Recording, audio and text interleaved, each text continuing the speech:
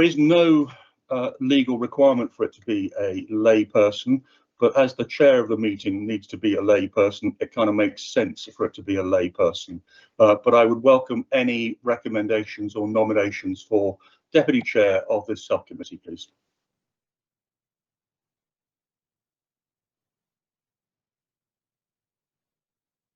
Well, I'm happy to put myself forward, Alan. I'm happy to nominate you, Andrew. If you'd like, I'll second that. I second that as well. Sorry, who was? I got Sherry as a proposer for Andrew. Was there a seconder? Councillor Cross from Blaenau Gwent. Thank you very much, Councillor Cross. And are there any other nominations anyone would like to make? Okay, in that case, with only one person in the frame, let's put it to the vote. All those in favour, hands, please. That's carried, Chair. Thank you very much, Chair. Andrew, well done. Welcome. We will speak again at the end of the meeting, I'm sure. Thank you for that. Thank you. Right, let's move on then. And before we move on, though, Sherry, I understand all the reasons why you're going. I'm sorry, you've been a breath of wonderful positive air at times, which is great. So good luck with whatever it is thereafter. Item 3, declarations of interest. Any declarations of interest for this meeting, please? I think for myself, which is one of the reasons for standing down, is I have a client that has an active proposal into Cardiff Capital Region Northern Valleys Fund, and I'm doing work for another client that will be putting a proposal forward at some point. And bearing in mind where I work and my background is definitely in the kind of Blaenau Gwent, Rhondda and Taff areas, there could be more clients that end up with it. So I could give you a list. But declaring that, and also for those that don't know, it's one of the reasons for me to stand down from this position. Thanks, Sherry. Jane? Thank you, Sherry. You've notified your interest to me before, so it's all recorded. Can I just confirm that it doesn't affect any item on today's agenda? No, it does not. Thanks, Sherry. That's great.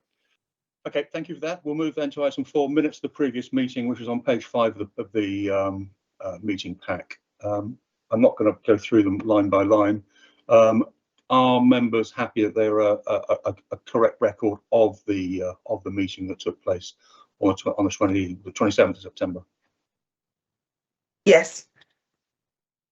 Was that Sherry proposing? Thank you. Can someone second that, please? Could I have someone to second that? Colin has his hand raised. Colin Prosser. Thank you. Thank you. I can't see everyone at the same time. That's the problem. Sorry, I was multitasking there, Alan. Well done. Thank you for that. So are we all content? All in favour of accepting the minutes? Thank you. Any matters or questions arising from those minutes, please? I'll kick off with one, and I'm not sure if it was in the meeting or before the meeting, and that's right at the top of the session. We had a discussion about quorum, and I just want to ensure that we don't lose sight of that discussion of for quorum. And I think, Jane, that probably sits with you as something to note for the longer term. Yeah, it does. Thank you, Chair. We've at the moment quorum for this meeting 70% of all members entitled to vote, which is inconveniently 10.5 members. But we are looking at whether we can nominate substitutes. Yeah, great. Okay, as long as we don't lose it. We certainly discussed it, and it was probably just before we started the recording, so that's okay. Item 4.2, I just wanted to check that Andrew Blackmore's request has been completed. 4.2 is what? So that's action 9. So I'm just checking what matter it is. It's the internal. Chair, I've put a list of those items that are in the Constitution in terms of the list of policies and that the subcommittee can consider. So thank you, Jonathan. So that's translated into action 9, which is on page 16.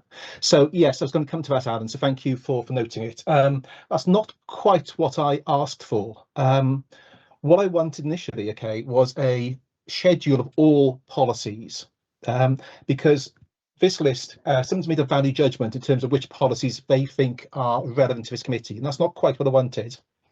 Because I think I want to know the full sort of spectrum of policies, so we can take an informed view as a committee as to which policies we think should be considered by this committee, and then we can have a constructive discussion with officers.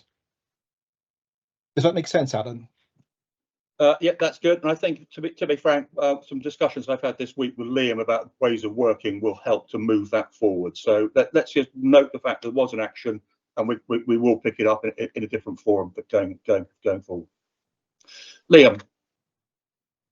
Yeah, thanks, Chair. So just picking up on Andrew's point, alongside this is the SharePoint site where we will upload all policies and procedures. I think that work is underway actually.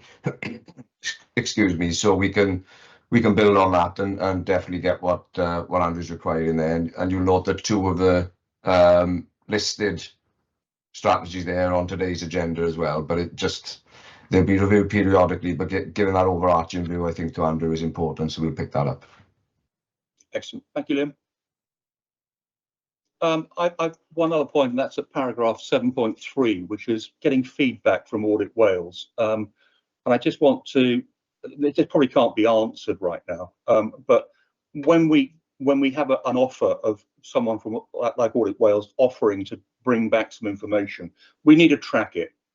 Experience says that sometimes those things go missing, but we do need to track those actions, even though they're outside our direct control. So, Jonathan, could you just make a note to work out how we do that, please? Sure. Anyone else have any questions or matters arising on the minutes of the last meeting? Excellent. I thought, just as a comment, good quality minutes. Thank you very much for whoever wrote them. Jonathan, item 5, I think, is yours, actions log on the work programme. Page 15. So, Chair, we've discussed quite a few of these now just this morning. So, I mean, I can go. Do you want me to go through them absolutely line by line? Bring out the highlights. Bring out the highlights, Tony, Jonathan. Yeah, I mean, we for the meeting, we obviously had the members briefing session on 10th of December in terms of investment frameworks and how new investments are progressed. It's an area we're obviously aware of, that we're going to need to provide slides on the governance structure. We've then got the internal audit plan. That was back from July, and obviously I was been speaking with Liam, and that's being taken forward, that action with next year's internal audit plan. Sort of, will be agreed, and with that should be finalised by the next meeting in April.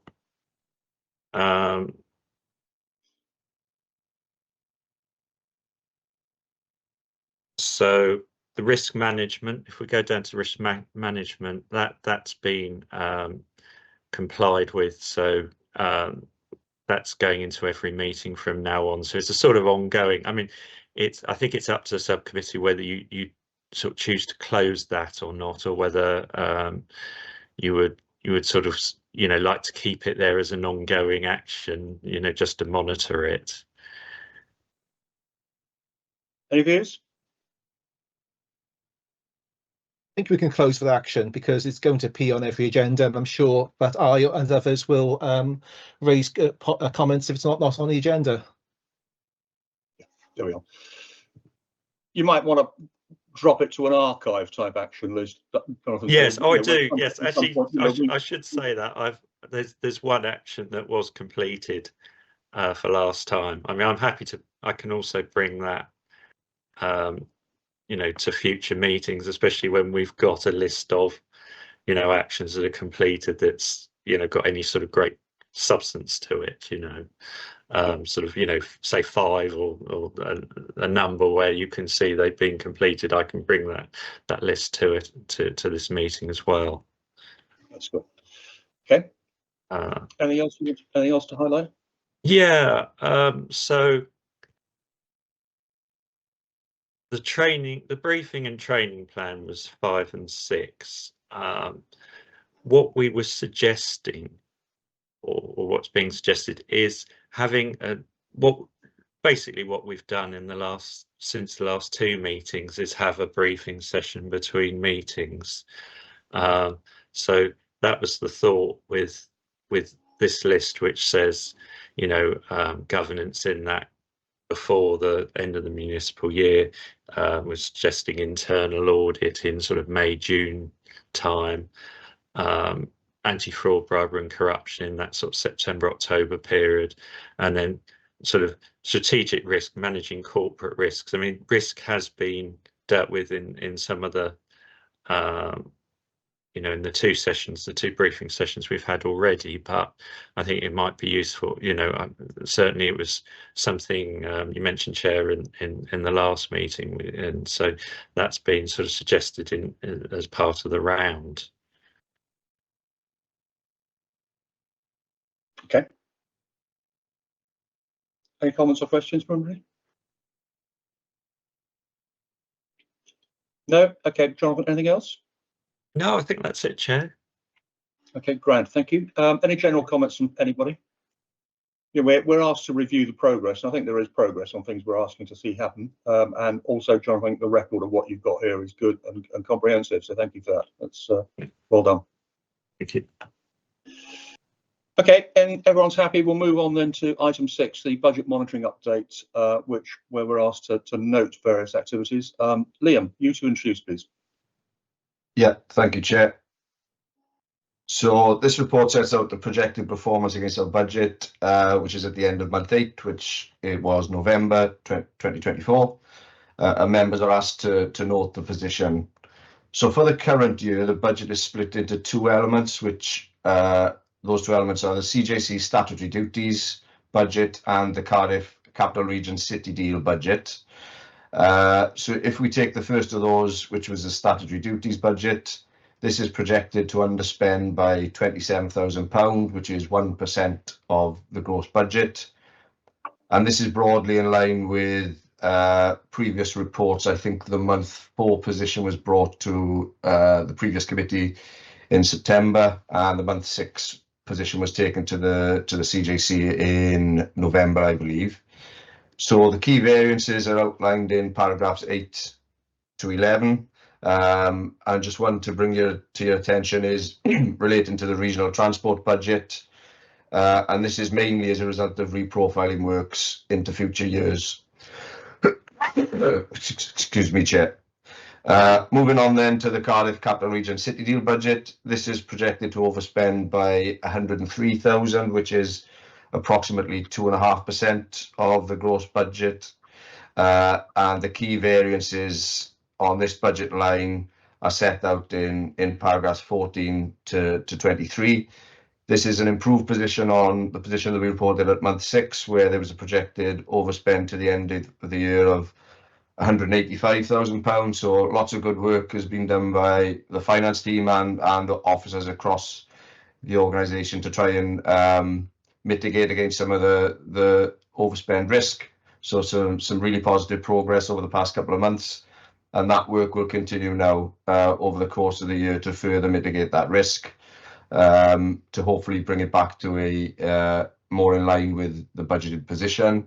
In terms of the City Deal budget, the key reasons for some of the overspend, as I said, they're outlined in paragraph 14 to 23. Some of those relate to SLA costs with RCT, where we were still working through what the requirements were when we set the budget around about this time last year.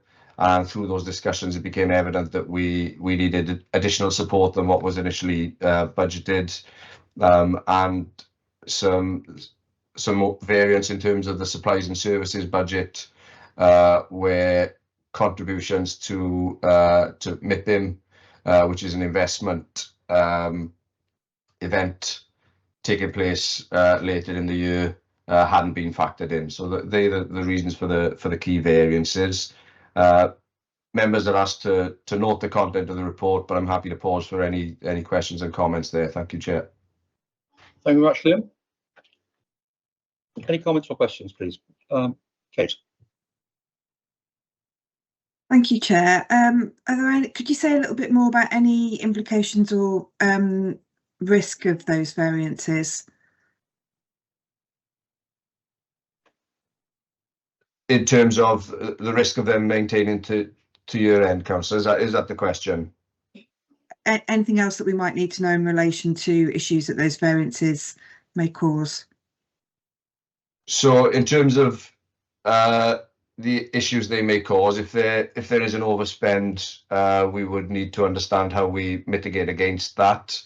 And when we come on to the next item, which is the 25-26 budget report, excuse me, we'll talk about the accumulated interest on balances that the CJC has built up over time, which is effectively our usable reserves, and any overspend position that would likely be the first port of call rather than any call on local authorities. But hopefully, as you will see from the month 6 position, we are in the process of mitigating against some of those risks. So hopefully we'll be in a position where we can further mitigate that. But that interest on balances will be the first port of call rather than any call on council, although that will be a decision that the CJC would need to make, how we fund any overspends. But that would be the most likely recommendation, I would say.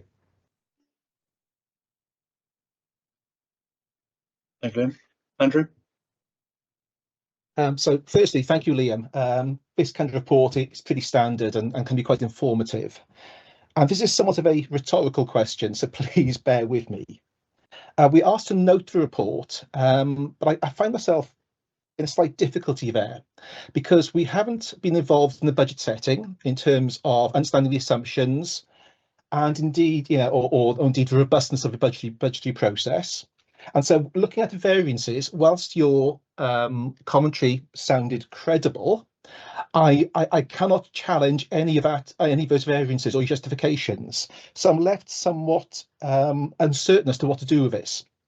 So just to reiterate the points at the beginning, very good comprehensive report, sounds fine. But as a committee, Alan, I'm just slightly wary about us being asked to note this report if we haven't actually sort of reviewed and challenged the budgetary process. Part is a sequencing issue, but I note the next item on the agenda. I'll pause there. Hopefully that made some sense. Thank you. Thank you, Andrew. Liam, do you want to come back on that? Yeah, thanks, Chair, and thanks, Andrew. I think it is a large part is down to sequencing, and hopefully, as you see from the next agenda item, you'll have that option to scrutinise next year's budget, and that will hopefully make budget monitoring easier for you as we go through the year as well. But if you wanted a session outside of the committee to understand what we did last year, Andrew, or anybody else for that matter, I'm more than happy to pick that up. But hopefully going forward, that risk is mitigated by the next paper. Thank you, Liam. Sue? Morning, everyone. Can I ask a really obvious question? I just noticed in respect to the variance for supplies and services, you refer to the MIPIM event. What is the MIPIM event? What does that stand for? That's good. That's going to put me on the spot, Sue. I'm not sure what it stands for. I can tell you what it is, which is an investment event that takes place every year where Jane's got a hand up. She's going to come to my rescue, I think, in terms of what it stands for, potentially. It's a real estate trade show that takes place in Cannes in France. Thank you. Yeah, but yeah, I'm not sure what the acronym stands for, though, Sue. Oh, okay. We can find out. Just one further question on that then, because obviously you've referenced it as a significant variance. And if it happens every year, why would it be a variance? Why wouldn't you have anticipated it in the budget going forward? So I think what happened last year was we had a contingency amount that we utilised, but previously we put a contribution into the MIPIM event, and we also receive sponsorship. So organisations who wish to attend the event with us, or stakeholders will provide sponsorship for the event. And certainly this year that has been budgeted into this year's budget. I think it was just an oversight in terms of why it wasn't captured in the budget last year, but we've used some of our contingency for that. But there is it wasn't captured in the right category in full. So if that makes sense. Right. Okay. Thank you, Liam. Thank you. Thank you. Agenda. Good morning, everyone. And just to help Liam out, so I was leading on preparing the budget last year. It was the first year where we set up the budget, where we brought the CJC statutory duties together with the CTDL, and it was purely an oversight in terms of the way we were aligning efficiencies between the two budgets. So we were adding lines in, taking lines away to arrive at the new overall net budget, and it effectively got missed too. So it was just an oversight on my, so apologies for that. But as Liam said, we're moving on to the main budget for 25-26, with which Liam, myself and colleagues in the 5 team have worked together. And obviously we've also picked up all of the learning experiences from the first year, and hopefully we've embedded that into the base budget. So hoping the budget for 25-26 is a much better sounding footing compared to the current year's budget, which was the first year's budget that we were putting together. Thank you, Agenda. Colin. I think Councillor Cross might have been ahead of me. I'm coming in number 2, so you can carry on if you want to call it. All right. Just for politeness sake, yes, good morning, everybody. Yeah, I was just going to well, so echo Andrew's point to a certain extent, that there appear to be some assumptions the budget was set on which have resulted in substantial differences in numbers. And just as an example pertinent to our committee, I was looking at point 16 about the 11k overspend on governance and audit against a 3k budget being 50% of our contribution. I mean, I suppose given the numbers, I don't know whether you could say something specific on that, Liam, but yeah, you know, those sort of changes do appear quite significant decisions versus the numbers. Yeah, happy to come in there, Colin. So I think building on Hajinda's point, and the point around the SLAs earlier, as setting a budget for the first year of an organisation is incredibly difficult, and you have to take a lot more estimates than you do when you're going from one year to the other.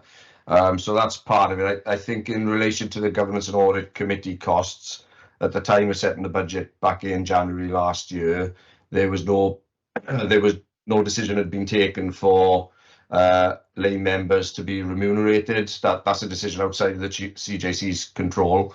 That decision was subsequently taken in July of this year, I think, which brought with it an additional budget pressure for us, albeit it's one that we support that decision. Ultimately, we want our lay members to be remunerated. We think that's the right decision, but it hadn't been taken by the relevant body at the time that we set the report. Set the budget, sorry. Thank you, Liam. Welcome. Yeah, thank you for that, Chair. Going back to what Andrew referred to earlier, really, I applaud the way the committee are moving forward. I think it's far more diligent now, and we are able to analyse far better and more depth. But like proper scrutiny really is not just taking for note and accepting figures in front of us, because we haven't really scrutinised the actual deliverance of that. And it's an old chestnut, really. Like I said, certain things have to be rubber stamped to be passed on then to the next level, wherever it arrives at, you know. But scrutiny isn't something to be afraid of. Scrutiny is about something to improve. Look at where we are failing overall, really. And we're not here to criticise officers or fellow councillors, but it's just having that feeling of involvement where you think, well, hang on here, you know, why are we just accepting that as an accepted practice? or, you know, is the governance as diligent as it should be? Until we are involved, we can't really express a proper opinion on that, you know. So I agree with Andrew, really. We need to be more involved as a group, because the paperwork we have in front of us is quite an arduous task. We're always aware of that. But there again, if we were to have some meetings in between meetings, if there are issues and if there are relevant things we feel we should be involved with, then I would be myself feel more involved than the way we are now, then, instead of, you know, it is what it is. And again, it was mentioned beforehand, I certainly don't have any issues with meeting in a room somewhere. I don't think every meeting has to be online, because, you know what I mean, there's certain individuals I've met before, some I haven't, you know, and it is what it is. I'm more a people person, and I enjoy being in a room and having a bit of banter as well, you know, but that's my own old-fashioned way of doing things, probably. But I just thought I'd give that opinion at this present moment. Thank you. Thank you, Bevan. I think all this conversation that's going on the last five minutes or so is reinforcing the need for some change that Liam and I discussed earlier this week about getting this committee engaged earlier in process, so we can input and also have better understanding, and then can hold to account further down the line. But that's a piece of work in progress that I was going to brief up, I think, a little bit more after the meeting. But I think, Liam, this highlights the real value of what we're planning on changing anyway. So that's a good learning point. Phil, to you. Excuse me, thank you. My original hand was up for overspend, but I think the answer to Sherry's question more or less closed that out. But to take up on Malcolm's point now, when we met before Christmas, I was obviously quite concerned to find out that we didn't really have a scrutiny function. We just have an audit function. And when I looked through Cardiff regional deal, I can't find a scrutiny function. So I've asked my leader to take this up with the main board to see where scrutiny actually exists within this organisation. I appreciate audit, it's great, but it's not scrutiny. Thank you, Chair. Thanks for that. I think the questions that have come up about the governance structures will help to flush all that out at some point as well. So we're waiting feedback on previous actions for that. So these things are kind of coming together. Liam, I think you want to reply to that. Yeah, thanks for the question, Councillor. So we do have a joint overview and scrutiny committee, which scrutinises decisions that the council that the CJC has taken.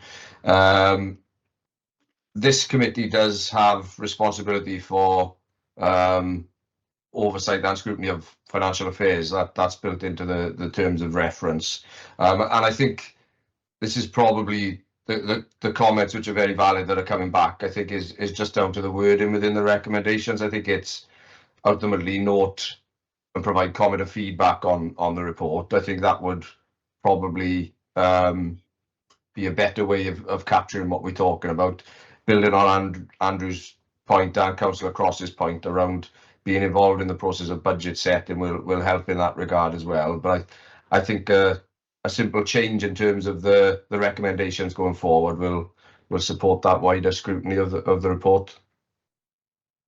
Yeah, that's good. Sorry, Chair, if I can come back on that one. So where is this scrutiny committee? Who sits on it? Would you like me to Jane, help? I'll look to you on that. Yes, so the 10 local authorities have established a joint overview and scrutiny committee. That joint overview and scrutiny committee has in fact existed for a number of years. It's hosted by Rhondda Kieran-Taff County Borough Council. Before that, it was hosted by Bridgend. I think Councillor Cross sits on both committees. Have I got that right, Councillor Cross? Yeah, I sit on both. So there is a committee. We don't host it in-house. It's hosted by one of our constituent councils, RCT.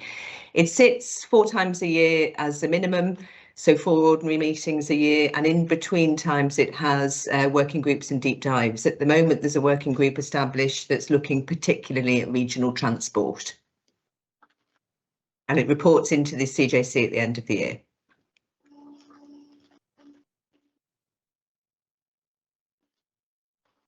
Kate.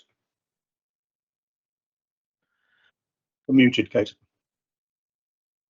So it's two quick points. My understanding is that for Cardiff, it's the chair of two of our scrutiny committees that are on that scrutiny committee for the CJC. So just, I don't know if that's the same for other local authorities. And I also just wanted to kind of welcome and note Hajinder's really clear and straightforward answer, which is given me assurance. Obviously, I completely agree with Andrew in terms of that need to offer that kind of oversight and overview as budgets are set for next year. But Hajinder, I did find that really encouraging and reassuring as a newer member and as this committee is establishing, because these kind of things are these are the challenges you're facing, aren't they, when you're bringing new organisations together. So just having clear sight of that, I think, helps how we capture some of those points to make sure in this process and next year there isn't a repeat. It will be key, but I just wanted to say thank you for that. Thank you. And in case people have missed it, James just shared a link to the details of the Joint Overview and Scrutiny Committee on RCT's website. So that may fill in some gaps there.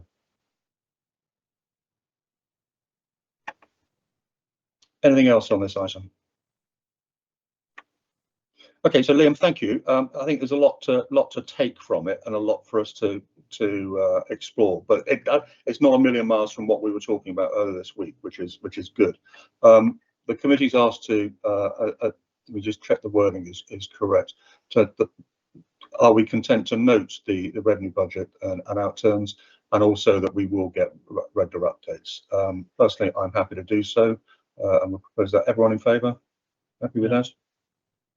Good, thank you. In that case, we'll move on to item 7, which is the budget report. Starts on page 26 of the pack. And Liam, this is back to you again. Yeah, thanks, Chair. So this report sets out the 25-26 budget requirement for CCR. So looking at next year's budget, and members are asked to note and provide comments. Probably that should have been the recommendation in the previous report as well, actually, on this draft report, ahead of it being taken to the CJC on the 27th of January for approval. For members to be aware, a draft staffing budget was taken to the CJC in November to allow us to commence a staffing restructure, which will provide resilience and stability to the staffing team at the moment. So that restructure is just being finalised at the moment. We have a number of employees on short fixed-term contracts that are due to expire shortly, or agency locum arrangements. And now that we are a public body, taking steps to stabilise and add resilience into that structure is really important. The capacity challenge of running a public body has increased significantly and has proved incredibly challenging over the course of this year. And it was recognised in November that there was a need for additional resourcing. Within the report, the revenue budget is set out this year on a component basis. So the previous report looked at CJC statutory duties and then Cardiff Capital Region City Deal budgets. The proposal for 25-26 is these are brought together, recognising our position as a public body, albeit there are working papers behind the scenes that ensure that we meet the CJC regulations and City Deal contractual obligations to make sure there's no cross-subsidisation of costs. But for presentational purposes, that's brought as an organisational budget now, which increases visibility and accountability as well for budget holders. So the statutory duties element of the CJC has received no co-funding, and serious consideration must now be given to appropriately resourcing the CJC on a sustainable basis. So in order to fund this year's budget, it's proposed that we utilise accumulated interest on balances as an underwrite, pending some of those further discussions now that need to take place around other funding sources. So there hasn't been a firm decision yet on shared prosperity funding, for example, and there are ongoing discussions with Welsh Government as well around appropriately resourcing the CJC. So that accumulated interest on balances is effectively our usable reserves. So we are proposing to utilise that, and there's an analysis in the paper that shows that that is sustainable in the medium term, but it's certainly an option of last resort and not something that we would look to be doing in the long term. And building on that point around sustainable funding model, the report references an independent review of the future CJC requirements to aid those discussions, and following the conclusion of that work early in 25-26, we'll be bringing a medium-term financial plan once we've got more certainty around future funding streams. So if I take you to the recommendations then, Chair, the key recommendations with the report are that the CJC to approve the operational budget of 6.699 million, approve the utilisation of that 1.289 million of accumulated interest and balances as an underwrite, pending further discussions and confirmation of other sources of funding. And in terms of the impact that has on local authorities, their contributions are frozen at the 24-25 rates, meaning a total contribution of 1.278 million. The decision to freeze those contributions recognises the financial challenge that local authorities are facing at the moment.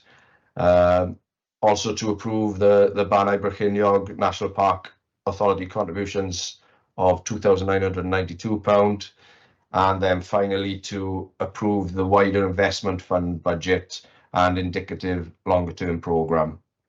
Pause there, Chair, but happy to take any questions or comments, any suggestions for further detail to be added into the report. This is the opportunity now for the committee to feed that in ahead of it being taken to the CJC at the end of the month. Thank you. Thank you, Liam. Thank you, Liam. Any comments or questions? Andrew?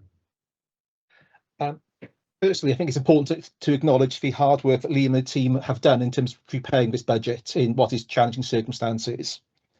I'm hoping that the comments I'm going to make, okay, are seen as constructive. Sometimes they're not, okay, but please bear with me.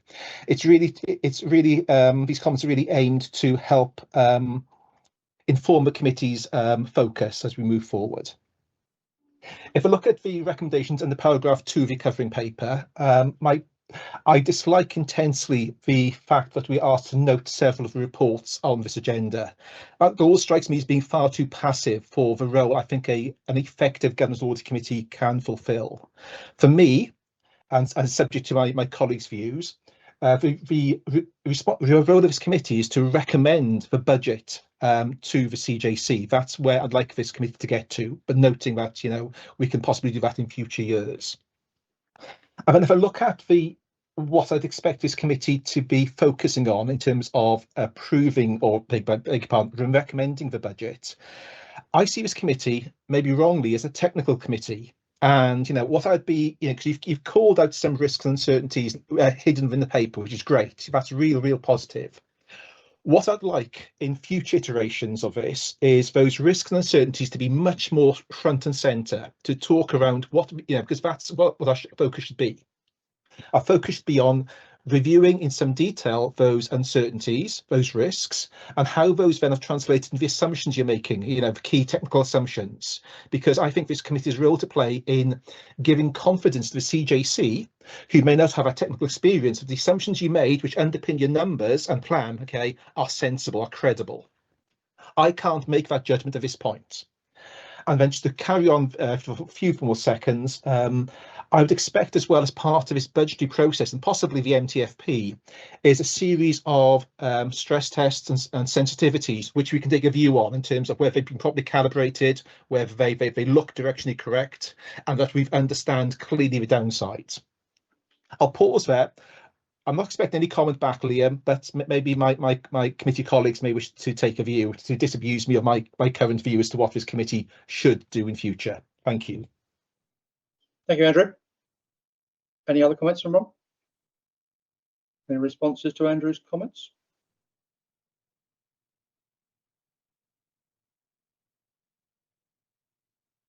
So I think what we have here is an organisation that's got itself up and running and is going in a direction, and a committee has been established in parallel, but not at the same time. And we're already talking to them about bringing some activities together. So I think another learning point here about what we need to be doing for the future is where I see it.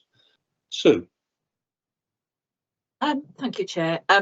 Firstly, I endorse Andrew's comments really in terms of the amount of work that's been put in preparing this paper, and also in terms of Andrew's comments in terms of having a further analysis, I suppose, in terms of stress test on the assumptions that have been made. And I just wonder whether further details could be added to the paper, or a supplementary paper could be provided to members, maybe with that detail. Even at this point, it might be useful, you know, just going forward. That was just my thoughts. Thanks, Sue. Liam, any comment on that? Yeah, so I think Andrew's point is a very good one. I think when we develop a medium-term financial plan, those assumptions become even more critical. I mean, the longer you look into the future, the more any variance from those assumptions has an impact. So absolutely, I think in future, building in the assumptions that we've taken into any medium-term financial plan would be useful. More than happy to share an email with the committee following this meeting to outline some of the key assumptions that are built into this year's budget in terms of cost of living pay award, that sort of stuff. We can pull that information together, absolutely, and share that around outside of the committee, maybe. Thank you. Thank you, then. Malcolm. Oh, sorry, Phil, you're next. Just to endorse Andrew's points, at least they're lost, and note that you are considering some sort of restructure. I think it'd be overstating it, but some sort of realignment of the committee's functions. Thank you. Thank you. Malcolm? Yeah, similar thoughts to myself. Like I said, we don't want to sort of keep kicking the ball up in the air with regard to this one, but we're all on, you know, the same wavelength. And I applaud what Liam is trying to do. And he's under pressure now, obviously, and we as a group to get these things ratified, because they have to be passed further up the tube, as they say, and then it's rubber stamping again, you know. But like I said, the way forward, I think we're all pretty much singing on the same hymn sheet with regard to this one now. You know, we feel more involved if we are there to discuss things properly. We understand your concerns about local government, where budget restraints there, and there's some huge decision making going on in every authority throughout Wales now, and public services are going to be affected. Councils and councillors in particular are going to be subject to all sorts of criticism, and we can only do a certain degree. I totally sympathise and support your thoughts on good members of staff that are on short-term contracts. Okay, I'm past my sell-by date, but for youngsters now to plan accordingly ahead, you know, it is a challenge, because financially they're under pressure, a lot more pressure than I'm under, and I can understand your concerns with that as well, Liam, and I'm glad you brought that to our attention, because that uncertainty of planning ahead with young families, etc., it is challenging. And you know, people say today, don't they, about pressure at the workplace, and people going on the sick because, you know, they justifiably, it is a challenge, you know what I mean. And mental health is getting more and more to the forefront, you know, and we want to attract people into our line. We want people to be supporting and taking it forward in a proper manner. So yeah, there's some big decisions making, but I think the way forward, I think we, like I said earlier, I think we all understand really we need to be more involved in the scrutiny process as well as the rubber stamping, which allows you to carry on with your job, Liam, because you have to face people and they say, well, what's happening there, you know. But I think it's refreshing that people want to be involved rather than not, because it is what it is. So I'm supportive in both facts. We have to get this through, obviously, but we need to be more in depth with things in the future. Thank you. Thank you, Malcolm. Colin? Yes, thank you, Chair. Yeah, I was just going to say there are a number of caveats about the spending projections going forward, which, in my experience of public sector finance, which isn't vast, but this set of accounts is outside that experience, and I think perhaps what the CJC is attempting to do, it might assist us to perhaps look at those figures in different ways about the aspirations and objectives that we have, because I think I think that flexibility perhaps that the CJC needs to have about what they're trying to achieve doesn't sit so well with the type of public sector accounts that most of us are probably more used to looking at. Well, certainly I am. Just that point. Thank you for that. Liam, are there any legal constraints on what we need to be doing there based on how we're formed? Could you say that again? Sorry, Chair.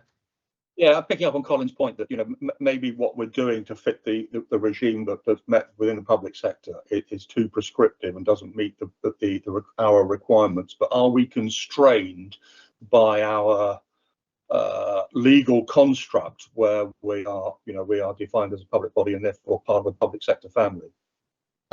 Yeah, so we're part of the for sort of financial purposes, we're part of the local government family. So that does prescribe certain ways that you have to set things out, but that is as a minimum. There's nothing to say that we can't build on that and show it in, add some additional context underneath it. But I think picking up on Colin's point, I think the wider aspect around the ambitions of the CJC and being funded appropriately is what is hopefully going to come out of that independent review. So we have statutory responsibilities that we've never received core funding from, and we've got some really ambitious plans for the future, but they all need to be resourced effectively. So hopefully that will come out in the medium-term financial plan, but we can think about adding some of the context underneath the not prescriptive, but there are guidelines in terms of how we report some of our budget. Thank you, Liam. Any other comments on what we've received here? I'll make one, and that is, I think you're being over generous to the local authorities. They've all said that they have received far bigger settlement than they expected from Welsh Government in recent weeks. And why should this organisation that is going to deliver the hugest impact for South East Wales not lean on them a little bit more? That's my feedback. Take that as you wish. Thank you, Chair. I will note that and feed that back to the CJC as well. Right, please. Sorry, Chair. Yeah, I just wanted to come back on that comment because I think that gives a very unclear view of the reality of local authority budgets and the very, very difficult decisions being made by local authorities where we're going to have to cut frontline services for families who are really struggling. And I really want that noted in the minutes because I think that was a really unfortunate choice of comment there from the Chair. Thank you. Well, thanks for the feedback. I don't think it's an unfortunate comment. The authorities have made it clear that they've had a more generous settlement than they expected when there was. So there is no reason why we cannot push back and try and increase their contribution. If the result is no, then the result is no. Chris, you want another comment? Yeah, sorry, I have to disagree again there. I really just don't think that you clearly don't have a hand on local authority budgets there. It's really not an appropriate comment, I don't think. Okay, thank you. Phil? Chair, I'm sorry. So can I, I think I'm next. If you want that comment put forward, you'll have to take it to the vote because it certainly isn't going to be the overwhelming view of this committee. Okay, I think I was next to speak as well, Chair, actually, sorry. Okay. I think I've got my hand up first. Yeah, Kate, please do. Thank you, Chair. I think what would be helpful, and it's been on my mind throughout this discussion anyway, is what is the level of conversation with leaders? Because clearly we all have ambition for economic growth across the region, and that does have to be properly resourced. This organisation, which we are here to support and ensure good governance of, has to be properly resourced. So I think there's an intention in there, Chair, of yours that is well intentioned and is the right one. I wholeheartedly agree with Councillor Rees, Good, and Phil as well, in that perhaps the wording was unfortunate. We have gone from this Welsh Government settlement has really helped us in that we've gone from millions and millions and millions of pounds worth of cuts to just millions of pounds worth of cuts, and therefore we're trying to protect most vulnerable communities, deliver frontline statutory services, and on that basis, to assume that because we've had a better than usual settlement means that there is now money freely available, it would just cause misunderstanding. And I'm sure, Chair, that that's not your intention. What is your intention is to support, I believe, please tell me if I'm wrong, is to support the resourcing of this organisation, and to my mind, what would be wholly appropriate would be for the CJC to be continuing those conversations with leaders about what is possible, and to have that political conversation around where resourcing might come from. I hope that's been helpful. Yeah, very helpful, Kate. Thank you for that, for pulling me out of that hole. Yes, absolutely. You know, I don't have your political skills in this. I just speak as a lay person. But if I'm hearing messages that say that things are better, I believe that things are better. I still appreciate they are still awful. They are less awful than they used to be. But equally, if we have a requirement for resourcing, it is our duty, I think, to push back. But, you know, and that just keeps that dialogue going. We shouldn't just roll over. But if my language was taken as a bit insensitive, I do apologise for that. That was certainly not my intention. You know, what we've got to do is try and help this organisation get structured and funded and correctly so it can deliver and have the impact that we want to have. Thank you, please Chair. accept my apologies on that. Malcolm, to you. It's always nice to have an honest appraisal, Alan, and it is what it is. And yeah, I've been 13 years as a county councillor in the second smallest authority in Wales. As everyone knows, Blaenau Gwent is probably one of the most deprived areas in Wales, and has been for a very long time. And when Welsh Government annually give out the amounts of money, we've always been one, although we got a lot of deprivation, to have a smaller amount of money. And the sort of decisions we made in Blaenau Gwent, and you were aware of this now, we now share our chief executive with Torfaen, basically because we didn't have the funding out there to attract people of the right calibre and fund it ourselves. So fortunately, the people in Torfaen, the councillors and, you know, the chief exec we have now, and already is having an impact. So we are going ahead in the right manner. Whether this will be the norm in the future, but trust me, no council employee ever gets targeted for the cutbacks. It's the council laws that get it when we walk out in the streets to meet people. And, you know, I wish I had that magic wand that I could wave to put all these rights. But I can only give you one example recently. Obviously, the new heads of the valley on completion will be like a breath of fresh air for Blaenau Gwent, because, and I'm not talking out the turn, we all know the log jam that you have on the M4. If you go through Newport this afternoon at about 4 o'clock, you're lucky to get through the other side by about 5. And this ball has been in the air a long time. But this new communication and connectivity, transport, it gives us a chance at Blaenau Gwent, and we really appreciate it. We've got a terrific team up there trying to get inward investment. Luckily, Welsh Government did have the foresight to build a new factory unit in Ebervale recently.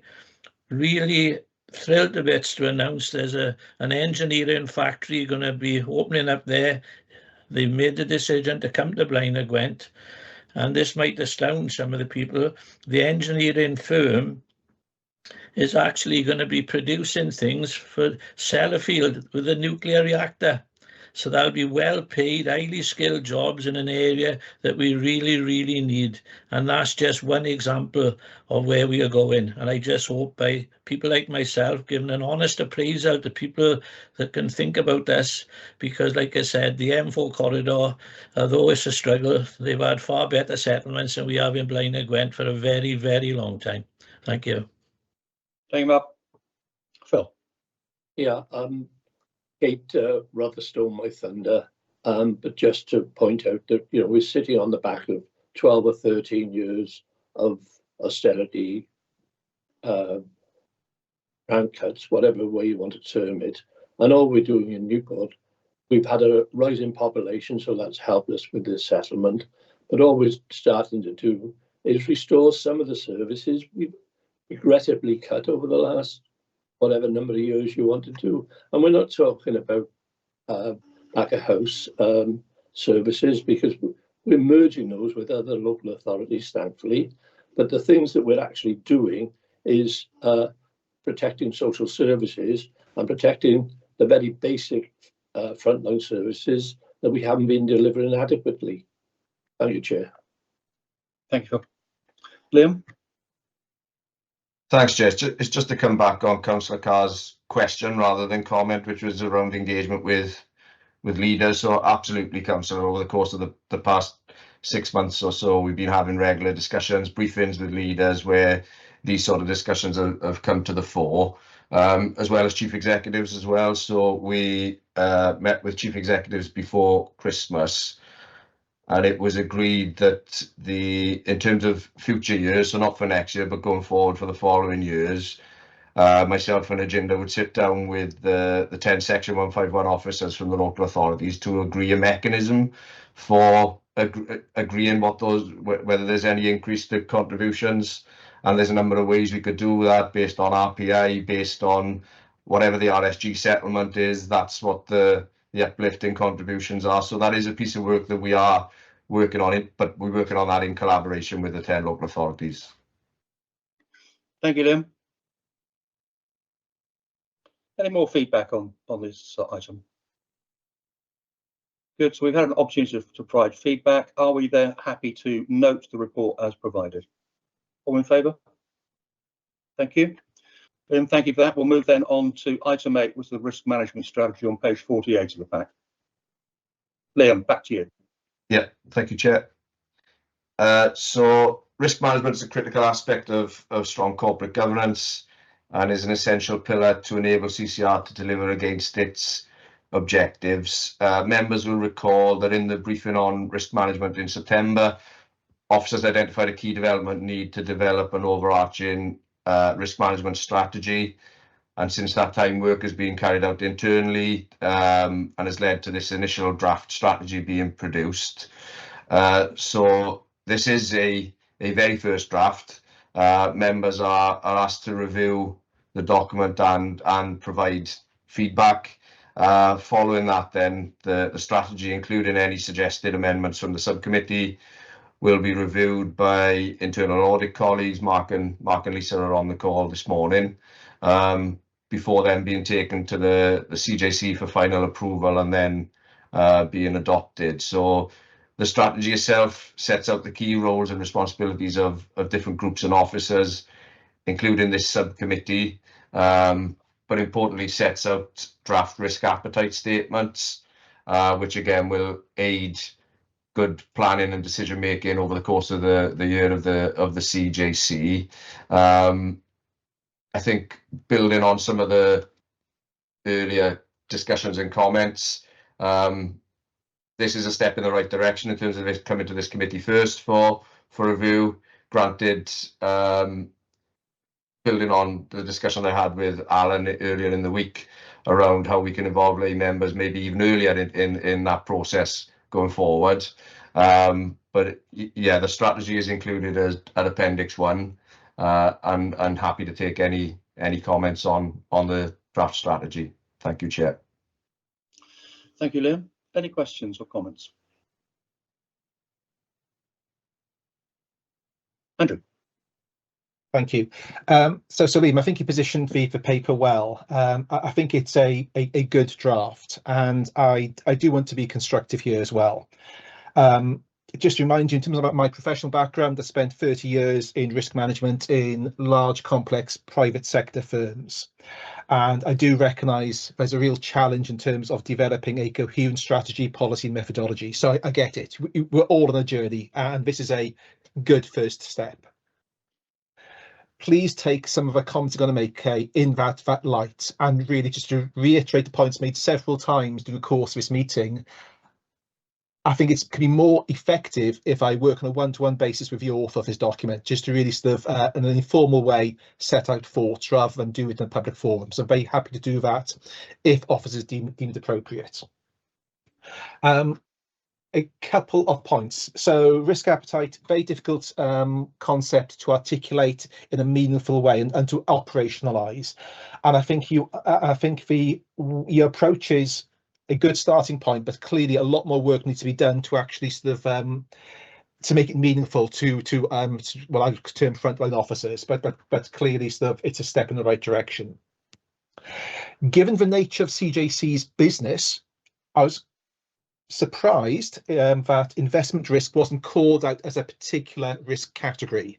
I know there's multiple ways of determining risk categories, but for me that was a surprise. So I'd like to understand the rationale for that. And then if I look at your risk management strategy document, I was quite surprised that investment risk was omitted completely, aside from a reference to the fact that it was included in your enterprise risk management policy. So that was a surprising omission as well. So I'd like to understand the rationale of that in due course. And in a very, I'm hesitating to make this final comment because it could be perceived as being particularly unhelpful or more helpful than the comments I made previously. So strategy is important, okay? It really is. Like I said, it's a direction of travel. But when I read your document, it struck me it was more of a policy as opposed to a strategy. It didn't set out the direction of travel, what you were trying to achieve. It set out more roles and responsibilities. And for me, that sits better in a policy type statement. I'll pause there, not asking for any comments at this stage, Liam, just yet again, reiterate off for help to shape a further iteration of this document. Thank you. Thank you, Andrew. Any other comments, please? Liam? Yeah, just to come back, not to comment on your specific comments, Andrew, but just in terms of thanks for the offer of support, and it leads very well into a discussion that I had with Alan earlier in the week. So I will absolutely like to take you up on that offer. So I'll drop you an email after the meeting, and hopefully we can get together. Thank you. Excellent, thank you, Liam. Kate. Thank you. Yeah, I think obviously it's a kind of ongoing piece of work, isn't it? It's helpful to have that kind of expertise oversight. I really valued being able to talk about it in more detail at the briefing and training session that we had, and I think it's a case of sensing, testing, and probing as we go through as to how well this is serving the organisation. So it's great to see it coming together. I'm finding it difficult to add to what our expert Andrew has said at the moment, particularly having kind of raised some of those sort of earlier points at the briefing session that we'd had. But yeah, I just really keen for us to kind of sense and test out how it goes. Thank you. Anything else from anybody? Colin. Yes, thank you, Jay. I was just going to support Andrew's comment, really. Just in the risk assessment, where at point 7, it says about the oversight arrangements and the responsibilities of the Governance and Audit Committee. And I do think in this regard we need to do more in order to discharge that function around risk management. Thank you. Good. So again, another valuable starting point for the continued early discussions this week, Liam. I think that's valuable. We're asked to note the roles and responsibilities, etc., and also that we will receive reports on this at future meetings. Are we happy so to note? Liam, you got something that you want to say, sorry, before that? Yeah, just to check from a procedural point of view, Chair. If I meet with Andrew to discuss any maybe changes or amendments to the report, is the committee comfortable then that goes through to internal audit and the CJC, or would the committee like to see a reviewed version of that report coming back to this committee first? Can we park that question and take it separately later? Yeah, no problem. Yeah. Thank you. because I think that the principle behind the answer to that question will be the same for everything else, every other subject that we discuss. So let's take that later if we can. Are we happy to note the contents of this report then, please? Yep. Good. Thank you very much. Now we'll move on to item 9, the corporate risk register. Back to you, Liam. Yeah, thank you, Chair. So this is the first time that a formal risk update has been brought to this committee in this format. And we'll now form a standard agenda item. The report outlines the risk management arrangements in place and provides members with an up-to-date version of the corporate risk register. CCR uses a standard 5x5 risk matrix to measure the impact and likelihood of its corporate risks, and assigns an overall risk score on this basis. So the corporate risk register is considered by the senior executive team on at least a quarterly basis, and the current corporate risk register is included at paragraph 10. Future risk updates will also outline the direction of travel of each corporate risk, together with progress made in the quarter and any associated actions. It's a summary document for the committee, and there's a lot more in-depth information and departmental risk registers developed underneath this that feeds into the corporate risk register to ensure that risks are managed right across the organisations. So members are asked to note the corporate risk register and provide comment, but also, as this is the first time the report has come into the committee, members are also asked to suggest any additional information that they wish to be included in the report. This is, I'm sure this will iteratively change over the course of the committee cycle, but if there's anything fundamentally missing from the report, I'm grateful for members to flag, and we can include it in the next report. Thank you, Chair. Thank you, Liam. Any comments or feedback, please? Andrew. Yeah, you must be fed up with my commentary, Liam, so please excuse me. Firstly, thank you. I quite liked it. Okay, liked the concept. Some work to do, but that's fully acknowledged. One thing I would find helpful if there was a formal affirmation within the cover paper from a responsible chief officer to say words to the effect that over the period since the last committee meeting, risks have been effectively managed and relevant action plans are on track. So I know we are asked to review that, but without that confirmation from officers, I think we're missing a key element. Hopefully that made some sense. But thank you, good work. Yeah, thanks, Andrew. Absolutely, we can. I can include that in any future reports. That assessment. Thank you. Anything else from anybody?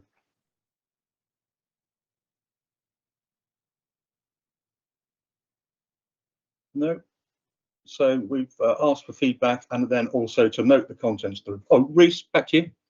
Sorry, Chair. Yeah, I just wanted to ask Liam really how often, or if there's a mechanism for, if anything on the risk register did happen, what infrastructure are in place to sort of report that either to the joint committee or to the member councils? Because I think obviously, you know, taking Aberthaw as the example, if anything happened there, I'm sure that would be in national media and we'd all hear about it. But on the sort of smaller or lower level medium risk things, I think it is still important that the constituent councils and the CJCs are being informed. So I just wondered what mechanisms were in place there to make sure that there is democratic oversight if something were to happen. So firstly, if I talk through internally, and there are monthly performance meetings where sort of internal risks are considered, and as part of that, anything that needs to be elevated onto the corporate risk register is considered as well. So the senior executive team consider on at least a quarterly basis the corporate risk register, albeit if something happens that needs to be elevated within that period, that's why it's at least quarterly. They would consider that. We report it through to the CJC as part of the quarterly performance report, so the corporate risk register is included in there. It will now be a standard item on this committee's agenda as well. But in terms of if there are individual risks raised, they'll be included on the corporate risk register, but they would likely be taken as individual reports to the CJC. and then whether and again potentially this committee. So we don't necessarily report individual risks out to the local constituent councils, albeit the 10 leaders sit and form our CJC, and they take a view then on whether that needs to be sort of cascaded down within their own authority, I would say. Does that answer your question, Councillor Good? Yeah. Okay. Thank you. Thank you, Liam. Sue? Thank you, Chair. I just have a question about the risk ownership of the individual risks in the register. I note that obviously that there are individuals' roles assigned to some of the risks, but there's a few that refer to the senior management team or senior executive team, which concerns me just slightly. I think if a risk ownership is really important to sort of manage that risk and maybe take it to the senior management team, but to have a nominated role responsible for that.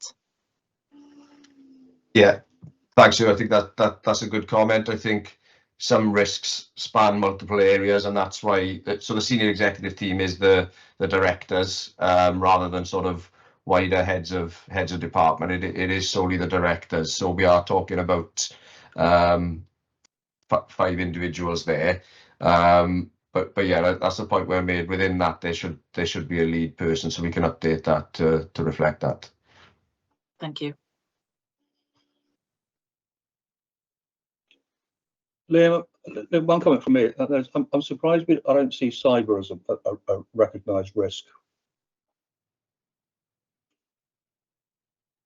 Yeah, I think again that's a fair point, Chair. I think we are slightly different to local authorities in terms of we're not a service provider as such. So the impact of a cyber attack would be less for us than it would for a local authority, say, albeit it would really impact operationally and business continuity. So I think that's a fair point, and I'll take that away and discuss with the senior executive team whether that needs to be added on to the corporate risk register. Thank you. Thank you. Any other comments on this? In that case, I'll ask if members are happy to note the corporate risk register.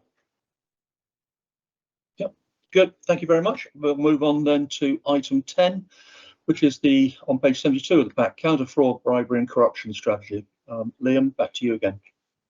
Yeah, thank you, Chair. So I'll present this report, but I just want to thank Harjinder, who was led on this piece of work, and a lot of work has gone into that. So while I'm presenting, I'm taking credit for Harjinder's work here, who's done a lot of hard work, and also to RCT colleagues for their ongoing support with this piece of work as well. So upon inception of the CJC, we adopted a counter fraud, bribery and corruption strategy in line with our constitution. As we've developed as a public body over the course of the last 9 months or so, it was felt there was a need to update the strategy to reflect current practice and what's happened on the ground since. So the key change to the document was to much more clearly define what the role of CCR is and the support that RCT provides as part of an SLA. So that has been as a result of ongoing discussions over the course of the past few months, where RCT can provide support, where we need to differentiate between where CCR officers are leading as well. So that's the key change to the strategy, and the strategy is included at Appendix 1. Running alongside this, and a key part of the strategy, is to develop a fraud risk action plan. So that has been developed and it's included at Appendix 2, and that outlines the key actions that the CJC needs to undertake to further improve its arrangements. Again, members are asked to note the updated strategy and provide comment ahead of it being taken to the CJC for approval, and then hopefully adoption on the 27th of January. So again, I'll pause there, Chair, but happy to take any questions or comments. I may need to bring agenda in if there are any specific questions on this, but yeah, thank you, Chair. Thank you, Liam. Any comments or questions, please?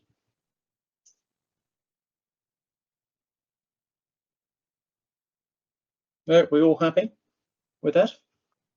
Excellent. Well, on that, Liam, no comments there. Good. We're asked to note the content report and the way it's being developed, and I'm sure we'll hear more of this in due course. But are we happy to note the report? Yep. Good. Thank you very much. We'll move on to item 11 on page 98, which is the internal audit recommendations on monitoring. I'll ask Mark or Lisa to lead on this, please. Thank you, Chair. I'll be presenting this report this morning. Thank you, Lisa. So this agenda item is in respect of internal audit recommendation monitoring for the current financial year, and the report provides members with a position statement in respect of the status of the recommendations that have been made by the Internal Audit Service. So point 3 of the report provides some background in that the Governance and Audit Committee is responsible for overseeing the organisation's overall risk management, governance and internal control environment. A key element of this responsibility is to receive assurance that recommendations made by internal audit are monitored and implemented in accordance with agreed timescales. At point 5 of the report, we detail that the outcome of each individual audit assignment undertaken by internal audit provides an opinion on the overall control environment, and where necessary, we make recommendations to improve the arrangements in place. Recommendations are categorised as either high, medium or low, and table 1 within the report shows the recommendation categorisation. Once the target dates have passed, officers are contacted by internal audit and asked to provide feedback on the status of the recommendations, which are high and medium priority. Members will note that low priority recommendations are not tracked by Internal Audit Service. However, it's still the responsibility of managers to implement these. Point 7 of the report in table 2 provides a summary of the status of the recommendations raised by internal audit, and members will note that as of the 7th of January 2025, all recommendations made by internal audit have been fully implemented. There are no overdue recommendations or any recommendations at the moment with a future target date in respect of the finalised audit assignments to date, and I'm happy to take any questions members may have. Thank you very much, Lisa. One question from me, if I may. You say in paragraph 6 that low priority recommendations are not tracked. Who does anybody track them? Well, in my experience, I think that, you know, the authorities that I've worked in the past couple of years, at one point in time, they were tracked by internal audit. So we would follow up every single recommendation, high, medium and low. But I think generally the nature of a low priority recommendation is a point to note just to improve processes. But the impact of something happening as a result of that low priority recommendation is very minimal. So I think a lot of local authorities and organisations have taken the view that whilst we report on them, whilst it's still key for them to be implemented, we still refer to them in our appendix and we bring those to the attention of Governance and Audit Committee. As for following up those individual recommendations with officers to ask if they've been implemented, we no longer do that because it allows us to focus our attention then on the higher risk recommendations or the medium risk recommendations. So from my experience, it is something that is done widely across other internal audit services also. Thank you. Liam? Chair, if it would be helpful, so we will and do ensure that they've been implemented internally, so we could feed that information back to Lisa and Mark so that it's included in the report, albeit recognising that internal audit then don't go out and test whether that's been implemented, if that would be helpful, Chair. Lisa, would that be helpful back to you? I think if members of the committee want the assurance on the low priority recommendations, I think if Liam feeds that back into us and we can incorporate that into our report, I'm happy to do that. Yes, that's absolutely fine. Thank you. Sue, I can see you nodding vigorously on this one. Yeah, thank you, Chair. I think that's a really good suggestion, Liam, if that's possible. I note that internal audit can't provide assurance on the implementation of that, but just as from a monitoring point of view, I think it's useful to know that although they're low recommendations, that they are being acted on, because obviously they've been made for a reason, And certainly from an assurance point of view, as a member of this committee, I think I value that feedback. So if there's a way of making that happen, that would be great. Good. I think that'll give us a more complete view of the progress, which is good. So thank you for that offer, Liam. Anything else from anybody on this one, please? Thank you. I'm to ask members if they are happy, have any comments or wish to seek assurance the recommendations made by the Internal Audit Service are being implemented within agreed timescales. Are we happy with that as a question? Yep. Thank you very much. We will then move on to item 12, which is on page 102, which is the progress against the internal audit risk-based plan. And Lisa, are you back on this one as well? Or yes, I am, Chair. Thank you. So the purpose of this report is to provide members with a position statement on progress made against the work included in the risk-based plan for 2024-25. Point 3 of the report provides some background in that it's a key responsibility of the Governance and Audit Committee to oversee the performance of the organisation's internal audit service in respect of delivering the agreed plan. At point 5 of the report, we detail that in accordance with the public sector internal audit standards, the head of audit is responsible for delivering a risk-based plan of work which covers as much of the organisation's risk management, governance and internal control environment as far as is practicable. At point 6 of the report is detailed that the audit plan for this current financial year was presented to and approved by this committee on the 12th of July 2024, and the plan set out the audit assignments to be completed during the year, which would allow internal audit to form an overall opinion at the end of the year in the head of internal audit annual report. Members would also note that the plan is reported as being flexible to allow for change in circumstances during the year and any events that may occur or requests to respond to any emerging issues as they arise. So the current position of the report is shown at of the plan is shown at point 8 of the report, and Appendix A shows the details of each planned review for the year, the status of the audit opinion, where audits have reached final report stage, and the number of recommendations raised. As at the 7th of January, 29% of the plan has been completed to report stage, and this has been summarised in Table 1. However, members should note that currently overall there are 6 audits that have either been completed to report stage or are underway in progress, representing 86% of the planned assurance audits for the year. Points 10 and 11 of our report state that audit opinions are provided at the conclusion of an audit, and the audit assurance categories are shown in the table within the report. And for the 2 finalised assignments this year, members will note that these have either been given a substantial assurance or a reasonable assurance rating, and I'm happy to take any questions. Thank you, Lisa. Any questions, please? Andrew. Thank you. So a helpful report, Lisa. The one element which is missing for me anyway was a confirmation that you're actually on track to deliver the full audit plan by year end. I know it can be possibly implied by the information on Table 1, but it would be help me if it was clearly sort of reflected in your paper. Any thoughts on that, please, Lisa?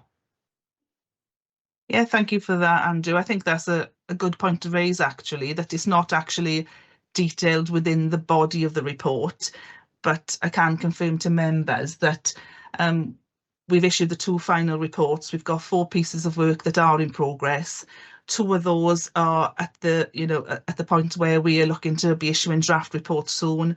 I think the other 2 that are in progress, we were asked to put those on hold until the end of January due to service requirements, and once those 2 have been completed at the end of January, we'll pick up the last piece of work that's in the audit plan. So I can give that assurance to members today at this meeting that we are on track to deliver all the audits in the audit plan for this year, but I note that that isn't actually detailed in the body of the report, and perhaps that's something we can build in for future updates on the plan going forward.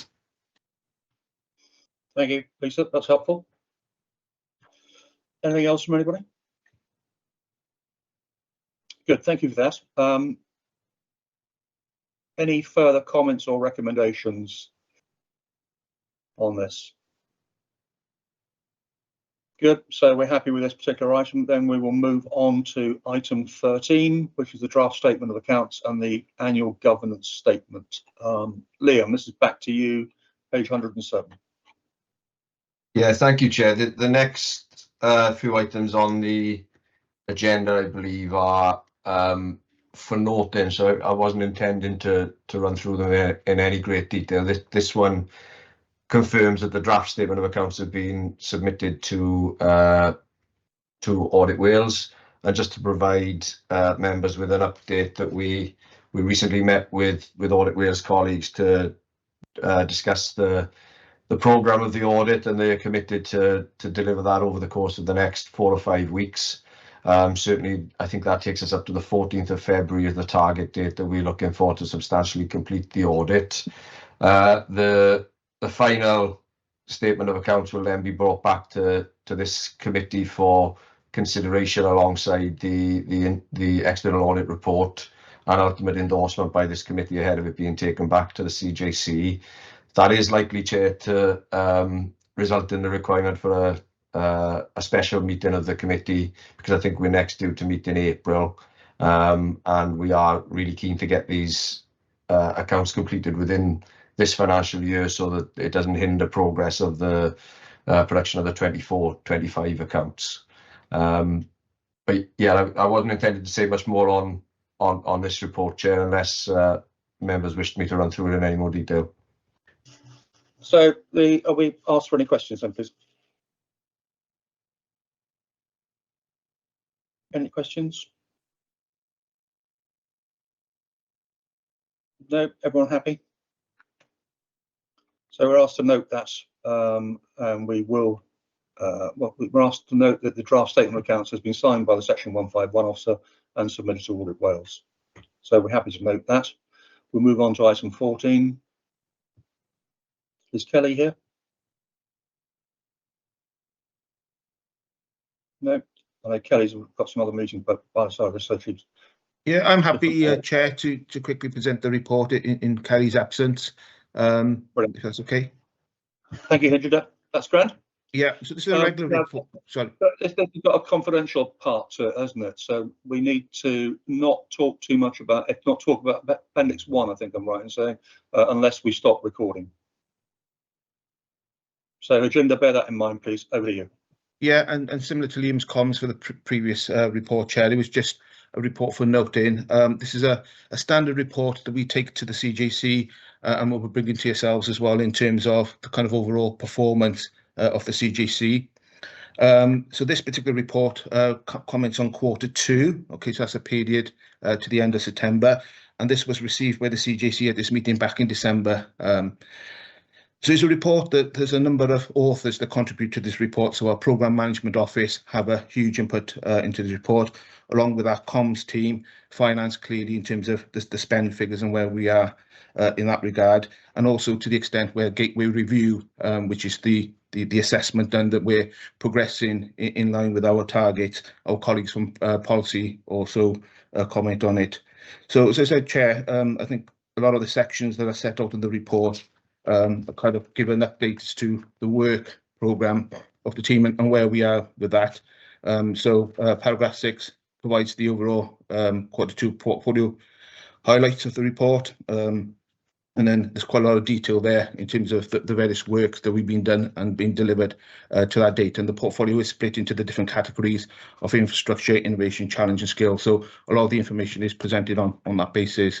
The report also, paragraph 18, talks about some of the non-investment activities. So some of the software objectives of the CTDL are picked up there. And you can see there's a number of meetings and events that take place, we pick up there. Communications then is also settled on the report, and this is a specific appendix that picks up all the communications activity.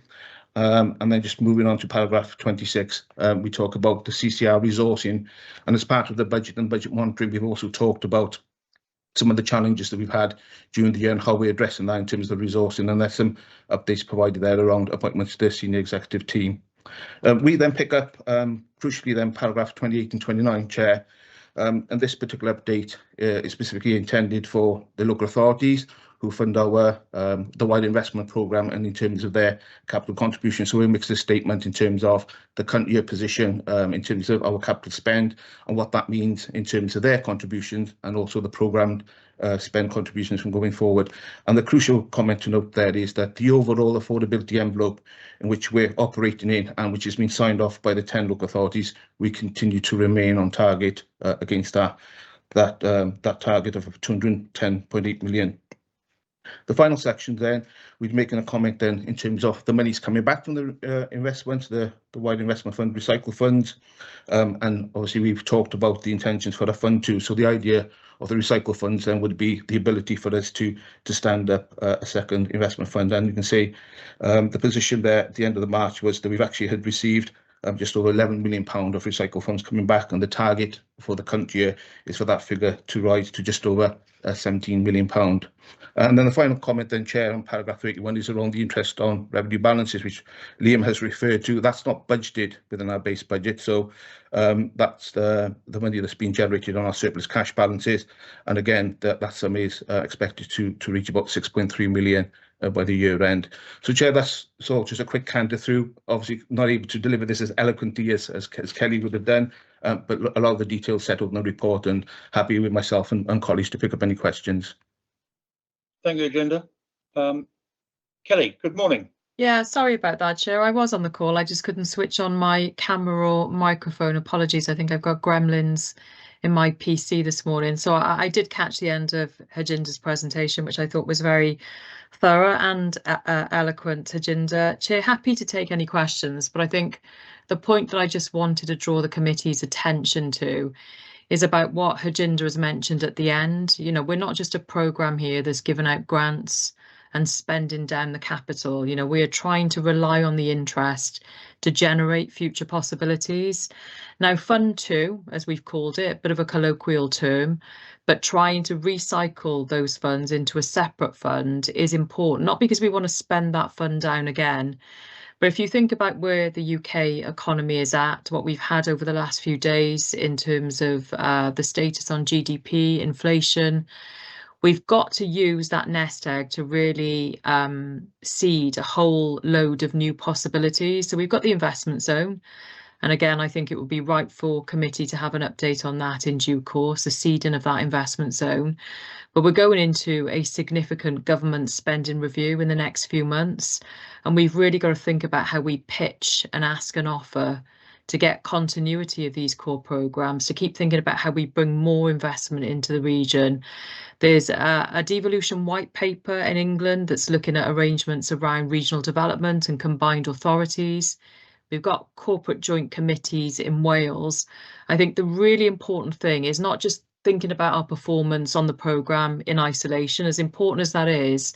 I think it's about the prospects that this helps to seed and catalyse for the future.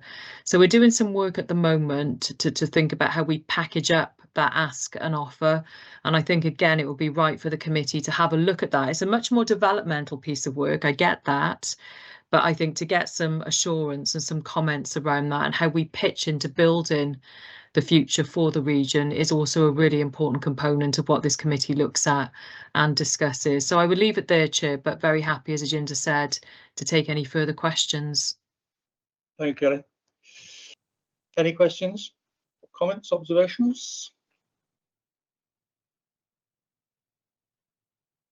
No? Okay, so we'll look forward to what's going to come down the pipe and you get us involved at the right times, Kelly. That will be great. Thank you very much indeed. So we're asked to note the report. Chair, I was trying to get my hand to rise. Oh, sorry. Yeah. With our surpluses then, Agenda, can we have a look at how you're investing the surpluses and not know, but can we have a look at ethical investments and make sure we're not in any embarrassing areas of investments? As I say, it's not an urgent question, but it's something that I'd like you to consider and maybe come back to us in another meeting. Sorry, Phil, could I check? I heard what you said. You want to check the sort of the suitability of the investments. Well, that's for individuals to judge, but I think we ought to have an overview of what areas we're investing in. You know, we don't want to find out we're investing in the arms trade or we're supporting unstable and ethical regimes, the sort of thing that I'm sure Agenda is very familiar with, and we can have a look at that in due course. Yeah, so happy to pick that up, and I'm sure Kelly and Liam can come in as well. So in terms of the recycle funds, they're just being held at the moment on the balance sheet. But in terms of our first fund, the 495, we do have a responsible investing policy that sets out all those points, councillor, as you pick up, to make sure that we're not veering into territories that wouldn't be expected of public funds to be invested in, you know, purely for ethical and moral reasons. But Kelly and Liam, are you going to also perhaps add to that? Yeah, I was just going to raise the same point, Agenda. So we do have a responsible investing policy that's been significantly upgraded. Now we're a corporate joint committee. That's going to the corporate joint committee actually on the 27th of January. So councillor, that is accompanied by our ESG scorecard, just to make sure that, again, you know, we're being really explicit about how we influence the nature of those investments, particularly given the sectors and the clusters that we're well known for in the region. But as a public body now, we have to meet things like the public sector equality duty, all of that set out in a separate policy. We've got our wellbeing objectives. As you know, we've been doing a lot of work to understand the policy basis around things like economic wellbeing. We're not just ticking boxes. We're really interested and invested in what it means for people's lives, particularly quality of life. We have to do things like child poverty strategies, and all of this now feeds back in to those central tenets of our investment strategy. So very happy after this meeting, Chair, if it's of use and if it's of interest, we can circulate that evolved and enhanced responsible investing policy and the ESG scorecard, which of course gets reported on through our investment board. It does take us into interesting areas, shall I say, because if you think about CCR energy, again, this debate about nuclear and small modular nuclear reactors is always going to be on the agenda. And I guess, you know, as these things come forward and as propositions are made, these are things I think that just need to be looked at on their own merits in light of the policy environment, but also in light of the future and some of the bigger ambitions and needs that we have around things like energy capability and renewable energy production. So we don't have all the answers. It's not as simple as yes or no, but I think we've got really good frameworks. We've got lines of defence, and I think we've got some really good people and advisors around us that just make sure that this thing is kept on track. But Chair, if it's of use, I think we can circulate the policy, because I think that will, potentially provide a platform for another debate, but should give everybody some comfort, I think. Thank you, Kelly. I suspect members of the committee would welcome that. Priest. Thanks, Chair. Thanks, Kelly and Jerinda, for the report. Just further to Phil's comments, I was just wondering, and this is more for my own personal interest really, but as part of that, do we keep a view on how investments are in keeping with the Future Generations Act, and also how many of the investments we're making are, for example, cooperative models, which again I think, you know, feeds into a wider ambition in Wales to have more cooperative type organisations which seek investment. So I just wondered if that could be included in future reports. Yeah, of course, Councillor Good, and yes, you know, the work that we've been doing, and it's taken us a while, because we could produce wellbeing objectives that are just tick box. We could produce a nice statement, but we've been doing a lot of work with some of the best researchers that we have in the region on this concept of economic wellbeing. What does it mean? How can you see it? How do you signal it? So we're looking at bringing in our own range of measures. We've called it the NICE framework, but we need it to look at things like innovation, the economy, but we also need to look at anti-poverty, quality of life. We need to make sure our investments are place-based and spread across the region. We need to understand if people are content, if big issues like economic inactivity are leading to, you know, mental health epidemics. Now, we can't be all things to all people, but what I think we can do is to choose a range of measures that we feel that we are sufficiently well placed to be able to influence. So all of that work is going on, has been led by our regional growth board. So some really important things that influences the wellbeing statement, the wellbeing objectives. They're embedded in the responsible investing policy, the investment strategy, and you can see that thread going right back. But of course, we now have an investment dashboard, which gives further information on the performance of our investments. So I think, again, bringing reports to you in the future that try and bring all of this together is definitely, as we mature and as we grow and as we develop, I think is definitely the way we would like to progress things. Thank you, Liam.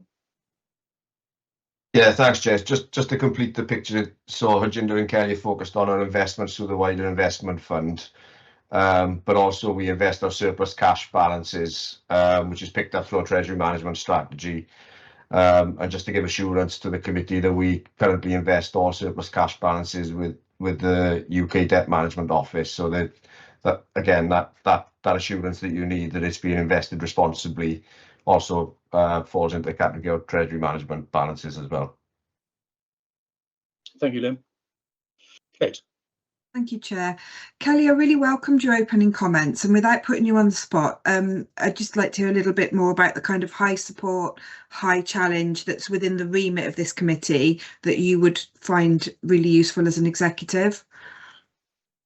Yeah, thanks, Kate. I think it is much more as well, in this development space. I was talking about the future spending review and future funds. And I think that the question was asked about what are you doing with your surplus funds?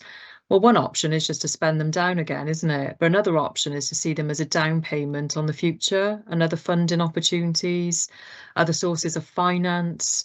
One of the things that I feel that we have a huge opportunity around is, we've all done local area energy plans, each council, and we've coordinated those as a region. We could be raising things like green finance, green bonds at scale. So I think it's making sure, I think as Councillor Good has just said, all the right attributes, intentions and measures underpin that, because the commercial bit is important, but only as a means of delivering on the wider agenda. And I think it's the checks and balances to keep all of that in focus all of the time. And that's really, where I think this committee could play a good role. Yeah, that's really helpful to hear spelled out, because I think then when it comes back to things like the risk registers and holding that appetite in the right space to keep the organisation safe and functioning, but not so safe that it can't function. The balance, yeah. Yeah, absolutely. So thank you for just spelling that out a little bit more clearly. Thank you. Thank you. Very good. Anything else from all? Good. Well, thank you for that, Kelly. We'll await what comes. We're happy to note that, I think, and therefore we'll move on to item 15, the Treasury Management Update for Q1 and 2. Liam, please. Yeah, thanks, Chair. Again, this is just a paper for noting, and the reason being that the Q1 performance was brought to this committee in September, and it highlighted an item of non-compliance with our counterparty limits. Q1 and 2 report was taken to the CJC in November, which detailed, another instance of non-compliance within Q2, but that was prior to this committee meeting on the 27th of September. So the controls and mechanisms that we reported to you on the 27th of September has now been in place to stop that happening again. Have worked, and it hasn't happened again. But it was just to note that and to flag to the committee that there were 2 instances in the first half of the year for operational reasons where we needed to maintain a balance within our current account, which was a technical breach of our counterparty limits. But we've now got controls in place to ensure that doesn't happen again, and those have worked since it was first identified. Thank you, Chair. Thank you, Liam. Any comments? Questions? Andrew? Thank you. So overall, I thought it was a very, very good and comprehensive paper. I'm going to touch upon the comments you made earlier and wider discussions about risk appetite. and just an observation, I suppose, at this stage, given that this organisation's purpose is, an expertise is investment risk management, I'm very surprised, or well, maybe just more bemused, that we take what I would term an extremely risk-averse approach to treasury management in this space, and which I think is a missed opportunity given the financial challenges faced by all public sector organisations. So maybe not. I'm not expecting a comment at this stage, Liam, but is there an opportunity there to really sort of maybe further develop our treasury management capabilities and risk appetite in future months and years? Thank you. Yeah, thanks, Andrew. So happy to come back on that initially, just to say that we're reviewing our treasury management strategy over the course of the next couple of months, and we'll be bringing that back to the next committee for comment. I am mindful of the public sector environment that we operate in, and the 10 local authorities leaders forming the CJC. And I was working at a local authority at the time of the Icelandic bank crash, where a number of local authorities lost large amounts of money, albeit they recouped a lot of that in the end from UK government. So in the public sector, and particularly in the local authority world, people have long memories and are ultimately very risk averse. That's in this area. That's something that I myself stand behind as well. But I think it's good to have a discussion on it, Andrew. Certainly, we are much less risk averse in terms of our investments. But I think in terms of our surplus cash balances, the appetite across the region is very, very low, and in my mind with good reason. But that's not to say that we can't have a discussion and take the views of the committee on board. Thank you, Liam. Anything else from anybody? Thank you. Well, we're asked to note the report that's been given to us and the issue of non-compliance from last year, and that we'll get regular updates. I think we're all happy to note those 3 items. All agreed? Good, thank you.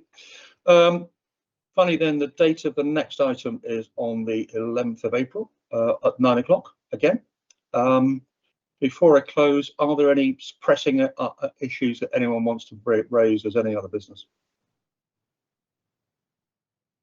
No, good. Thank you very much. In that case, can we end the meeting in terms of the recording?